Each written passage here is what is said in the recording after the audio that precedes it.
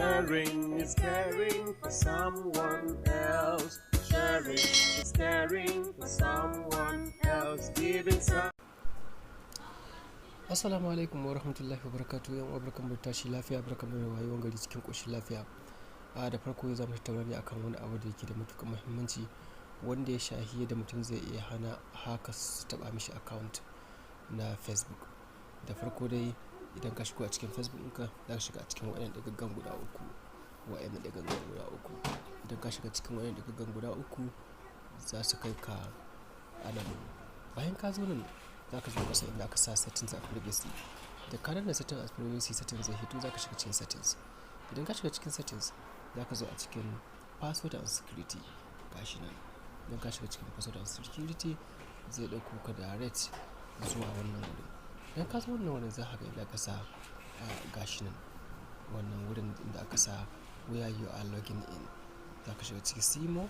Idan ka shiga cikin simo, za ka ga duka wayoyin da wani ya taba shiga ciki ko kai ka taba shiga a ciki, ko kuma za ka ga a cikin apps ɗin da ka taba shiga a ciki. Yanzu da kuka diba, ga nan dai sama dai Samsung Galaxy Tab A, sannan nan Android Abuja Nigeria Chrome. To ina ga duka ni ne login a ciki. Duka waɗannan ni ne login a ciki. Idan har akwai wanda ba ni login ba, za ka gan shi a nan ɗin, kuma zan iya shiga in yi login ɗin shi, login out ɗin shi. Misali kamar wannan na biyu, ko kuma wannan na ƙasan gaba ɗaya wurin messenger. Idan na son wannan ɗin, idan ina son in shiga in yi log out ɗin shi, ban sani ba zai iya waya. Idan misali wayan ba na diba na ga wayan ba wannan wayan bace da na yi nake amfani da, zai iya wannan ya login da shi. Don haka sai in shiga cikin wayannan ɗigaggan guda uku. Idan na shiga cikin shi, zai kawo ni a nan. Aka ce review login. Ka diba ga ya login in ya kasance secure account. Zai iya kila wanda yake kokarin ya hacking ɗinka, sai ka danna log out. Wurin log out nan kawai za ka danna.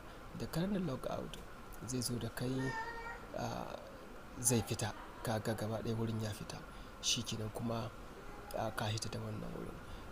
Wayannan idan ka san duka kai login ɗinsu, wannan babu wani matsaloli, ka ga sai ka fita batun su kawai.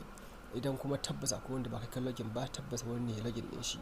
Idan har kana tsoron haka su hacking ɗin account ɗinka, ka shigo wannan wurin ka diddiba haka ina ne kai login, ina ne ba kai login ba. Inda kai login kai ta batun shi, inda kuma wani ya maka login ciki, ka yi log out ciki, saboda gudun abun zai iya zuwa ya dawo. Muna fatan zamu gudu tare mu tsira tare. Ubangiji Allah samu dace. Da ƙarshe kuma ina mana fatan alkhairi. Ina so da Allah duk wanda ya shigo for the first time a cikin wannan account ina, ya danna min alamar subscribe, sannan ya danna alamar ƙararrawa domin samun sababbin videos da za mu saka nan zuwa gaba. Da fatan za mu cikin ƙoshin lafiya na.